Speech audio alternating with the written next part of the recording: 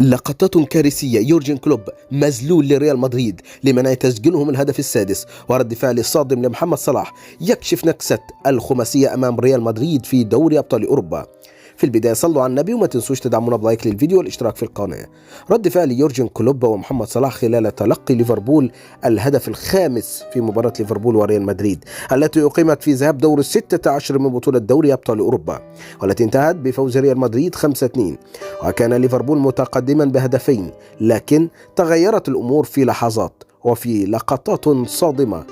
التقطت الكاميرات يورجن كلوب وهو يترجى ريال مدريد من أجل عدم تسجيل أكثر من ذلك، وكان محمد صلاح في حالة صدمة لم نراها هكذا من قبل، ويبدو أنه لم يعد يتحمل كوارث فريقه الحالي. وتمكن صلاح من تسجيل هدف وصناعة هدف في هزيمة ليفربول بنتيجة 5-2 أمام ريال مدريد، وأصبح محمد صلاح هداف ليفربول في كافة البطولات الأوروبية ب42 هدف من 66 مباراة. بالتأكيد نحن في انتظار آرائكم في التعليقات، ولا تنسوا لايك للفيديو.